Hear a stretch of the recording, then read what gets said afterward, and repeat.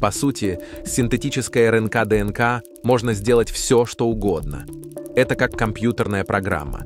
Так что я думаю, приложив не слишком сумасшедшие усилия, вы, вероятно, сможете остановить старение, обратить его вспять, если захотите. Вы можете превратить кого-то в чертову бабочку, если захотите, с помощью правильной последовательности ДНК. Илон Маск. ДНК — это носитель информации. Другими словами, это жесткий диск. Ваше тело — это ходячий жесткий диск. 1 грамма ДНК достаточно, и это научно обосновано. 1 грамма ДНК достаточно, чтобы хранить 700 терабайт данных. Я не говорю о каких-то эфемерных или мистических данных. Я говорю о реальных нулях и единицах, которые делают ваш телефон и компьютер работоспособными. Нули и единицы, биты данных. Нули и единицы могут храниться в ДНК. ДНК высокопрограммируемая, как компьютер. И мы можем программировать целый ряд сложных поведений с помощью молекул ДНК. Это жесткий диск, память в каждой клетке каждого живого организма.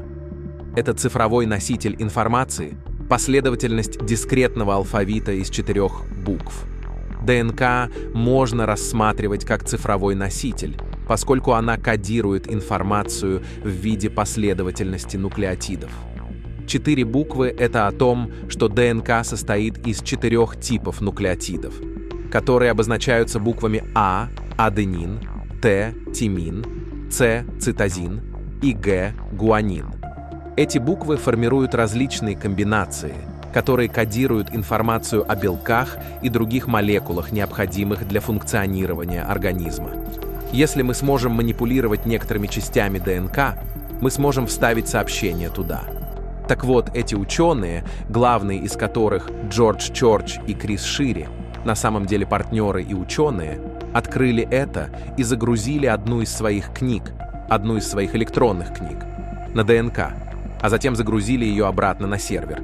Они такие: «О, подождите минутку.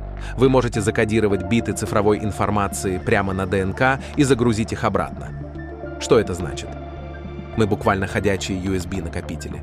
Теперь вот что действительно удивительно. Они снова взяли ту же электронную книгу, загрузили ее обратно на ДНК и сказали: «Давайте посмотрим, сколько мы можем сохранить».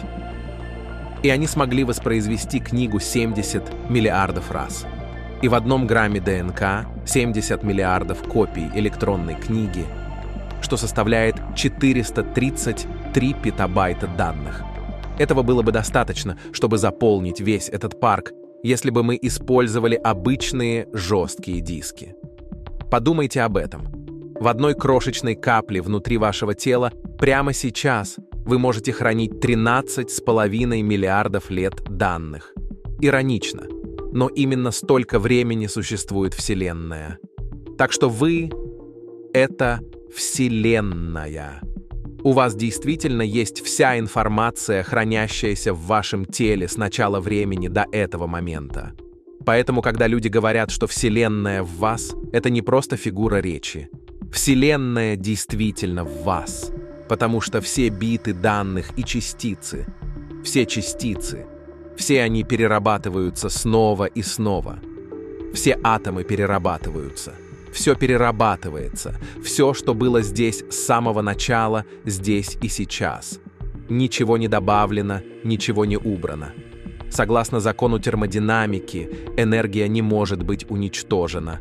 Она может лишь преобразовываться. Вы просто здесь и сейчас, в этой конкретной форме в этот момент, но вся информация в вашей ДНК вернется. Если у вас будет возможность ее декодировать, это позволит вам это выяснить. Мы знаем, что ДНК — это носитель информации, и она может хранить огромное количество данных. Это очень важно для понимания. В 1 грамме ДНК 433 петабайта данных. Не знаю, знаете ли вы, что такое петабайт, но это огромный объем информации. Но давайте перейдем на следующий уровень. Теперь они обнаружили, что эпигенетические воспоминания могут передаваться на протяжении 14 поколений внутри ДНК.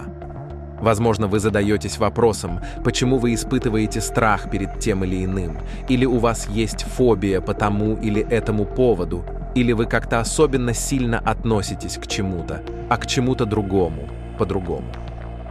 Это не потому, что это передается по наследству в вашей семье, а потому, что это в вашей ДНК. Воспоминания находятся в вашей ДНК. Так что же это значит для нас? Мы смотрим на целую расу людей на этой планете, которые были буквально порабощены. Каждая раса на этой планете была порабощена. В последние времена одна раса пыталась поработить другие расы больше, чем остальные. Но вы должны понять это. Мы все еще рабы в матрице. Это иллюзия для тех, кто думает, что они поработили других. Да, они это сделали, но это все же иллюзия. Знаете почему? Мы все были порабощены. Каждый человек на этой планете сейчас является рабом в данный момент. Но мы можем вырваться из этого, и об этом мы будем говорить далее. Одна из самых важных вещей, которые мы должны понять, когда имеем дело с людьми, которые были угнетены. Эпигенетические воспоминания передаются на протяжении 14 поколений. Если вы видите кого-то, кто испытывает стресс, кто находится под давлением, кто чувствует негативные последствия того, что произошло в прошлом, вы не можете просто стереть это и сказать «теперь все кончено, забудь об этом». Потому что на самом деле они страдают внутренне. Это внутреннее состояние, и оно не исчезнет мгновенно. Это займет время, чтобы переобучить себя. Нам нужно переобучить ДНК. Это касается многих людей, которые были порабощены на этой планете на протяжении многих поколений. 14 поколений – это довольно много времени, но в то же время это короткий период времени. Но мы только сейчас выходим из различных типов рабства на этой планете, и это не исчезнет в мгновение ока. Какое отношение ДНК имеет к закону притяжения? На самом деле оно имеет большое значение, потому что закон притяжения инициируется через ДНК. Ученые также выяснили, что ДНК отправляет и принимает беспроводные сигналы, беспроводную информацию. У нас уже есть встроенная Wi-Fi система в наших телах, и это излучение происходит на расстоянии от 2,5 до 3 метров от человеческого тела. Таким образом, в любое время суток, 24 часа в сутки, 7 дней в неделю, каждый из нас загружает информацию непосредственно из эфира пространства-времени. И что находится в эфире пространства-времени? Помните, что человек может видеть только в очень узком спектре света. Итак, то, что мы видим сейчас, всего лишь часть голограммы. Все остальное — это триллионы и триллионы электромагнитных волн, проходящих через вас и из вас в данный момент, пока я говорю. Все, что существует, это электромагнитные волны. Это все, что на самом деле существует, кроме сознания. Эти две вещи соединяются и создают то, что мы называем материей. Сейчас мы не можем увидеть эти другие волны света, но они существуют. Однако происходит следующее. Если ДНК в вашем теле колеблется на определенной частоте, которая совпадает с частотой электромагнитной волны, уже существующей вокруг, вы можете загрузить информацию из этой волны. Что несут волны? Они несут информацию. Электромагнитные волны несут информацию. Вся информация, содержащаяся во Вселенной, проходит мимо нас и вокруг нас в любое время. Не существует оригинальной идеи. Если вы просто сидите и думаете «у меня есть отличная идея, я собираюсь изобрести то-то и то-то», на самом деле это не так. Вы просто настроились на правильную частоту и загрузили информацию прямо из Вселенной. Есть профессор по имени Джеймс С. Гейтс, младший. Он бывший профессор университета Мэриленда. Он также был научным советником президента Обамы в то время. Он специалист по субсимметрии и теоретической физике, и этот человек является одним из лидеров в этой области. Он не просто кто-то, кто играет с этим. Он собирает команду квантовых физиков и начинает исследовать эфир пространства-времени, чтобы выяснить, что плавает в нас и вокруг нас, что такое пространство-время, что такое пространство. Он обнаруживает, что это работает на основе так называемых 1К-кодов. Эти 1К-коды можно проследить до племени Дагонов в Мали, Африка, которые на самом деле были оригинальными египтянами из земли Ким. Позже они мигрировали в Мали, но у них есть эти коды. Эти коды представляют собой плоские коды на ткани, но когда вы переводите их в третье измерение, они представляют собой сложную числовую математику, которая изображает то, что называется кодами исправления ошибок в нашей современной науке. Эти коды исправления ошибок управляют поисковыми системами и веб-сайтами. Так что то, что управляет функцией нашей реальности пространства-времени в третьем измерении, это программное обеспечение, которое управляет веб-сайтами и поисковыми системами. Это рецензированная наука. Так что вы понимаете, насколько вы мощны. Происходит то, что вы синхронизируетесь с информацией, которая уже находится в сети, и она загружается в ваше тело, и вы обрабатываете ее. Но это и есть часть Wi-Fi. Что касается закона притяжения, то закон притяжения — это действительно мощный инструмент, который можно использовать в вашей жизни. Если вы действительно понимаете закон притяжения, вы сделаете свою жизнь намного проще. Однако это связано с процессом переобучения. Вы должны начать такой процесс. Вы можете добиться этого случайно, но если вы хотите, чтобы это работало постоянно, вам нужно продолжать переобучать свою ДНК.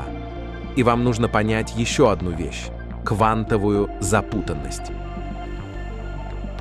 В квантовой запутанности, которая является реальным физическим явлением, используется то, что называется параболическим преобразованием, чтобы получить два фотона или две частицы на одной и той же частоте.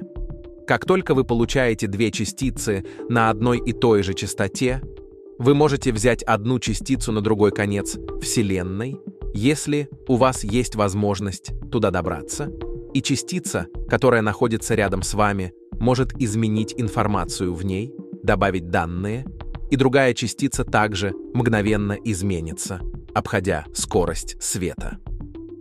Это доказывает то, что расстояние — это иллюзия. Расстояние не существует. Разделение — это иллюзия. На самом деле на этой планете 7,5 миллиардов людей. Если бы я убрал все пустое пространство из ваших атомов, я мог бы поместить все эти 7,5 миллиардов людей в кубик сахара. Это просто иллюзия, это голограмма, это все сознание и волны, которые существуют вокруг. На самом деле это все, что существует. Ваши нейроны, ваши синапсы на самом деле входят и выходят из третьего измерения. Но куда они идут? Они общаются с другими сферами или другими измерениями, синхронизируясь и запутываясь с частицами и мыслями в других местах.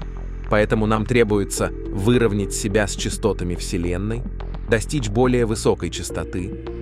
И это означает, что вы мыслите с любовью, а не с ненавистью. Вы мыслите с силой и любовью, а не со страхом и слабостью. Когда вы это делаете, это повышает частоту вашей ДНК. Это было доказано в лабораториях.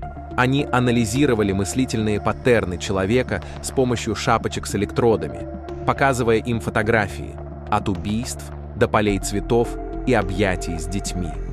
Они анализировали эти мыслительные паттерны в лаборатории, и именно так они это узнали. В определенные моменты, когда вы испытываете страх, частота колеблется над вашей ДНК, охватывая широкий диапазон, и она охватывает меньше вашей ДНК в режиме высокой частоты любви. Частота колеблется гораздо быстрее, и ее пиковые значения намного ближе друг к другу, и большая часть частоты соприкасается с вашей ДНК, что означает, что вы находитесь на высокой частоте. Допустим, вы говорите: «Я хочу проявить партнера в свою жизнь. Я хочу проявить партнера, который вибрирует на той же частоте, что и я, который движется в том же направлении, что и я. Я пробовал раньше, когда один человек шел в одну сторону, а другой в другую, и это не сработало. Я делал это дважды и задавался вопросом, что я делаю не так. Не то чтобы тот человек был неправ, я сам был неправ, просто это не было идеальным совпадением на частотном уровне. Я хочу кого-то, кто не будет идеальным, потому что это практически невозможно, но хотя бы кто-то, кто понимает мою работу, время, которое я на это трачу, и людей, с которыми мне нужно встречаться, и так далее. Я начинаю сосредотачиваться на этом в медитациях, представляя не лицо, не тело, а светящееся существо, которое полностью согласуется и движется в том направлении, в котором я хочу двигаться и чего хочу достичь на этой планете. Поскольку я это делаю и чувствую эту любовь, эту чистоту и счастье в медитации, я теперь работаю на более высоком уровне. Представьте, что у вас есть глобус в космосе. Согласно теории относительности Эйнштейна, пространство и время искривляются вокруг этого глобуса. Теперь представьте, что вместо глобуса у нас ваше сознание. Когда ваше сознание квантово запутано, оно также искривляет пространство и время, влияя на эфир вокруг себя. Теперь вещи, которые вы ищете, начинают падать к вам. Что происходит с телом в космосе, которое искривляет пространство? Вещи падают к нему. Теперь вещи, которые вы хотите в жизни, начинают падать к вам. Вы создаете свою собственную квантовую запутанность. Вы создаете закон притяжения. Теперь у вас есть вещи, которые падают прямо к вам. И именно так работает закон притяжения. Вы фактически создаете что-то вроде гравитационного поля, чтобы вещи падали к вам. И когда вы начинаете действовать в этом режиме, это начинает происходить подсознательно, и вам не нужно напрямую сосредотачиваться, так как Вселенная знает, что вам нужно. Если вы действуете на правильной частоте, эти вещи просто будут происходить в вашей жизни и появляться. Но суть, которую я пытаюсь донести до вас, заключается в том, что у нас есть возможность перепрограммировать себя. ДНК — это средство хранения, и это чрезвычайно мощно.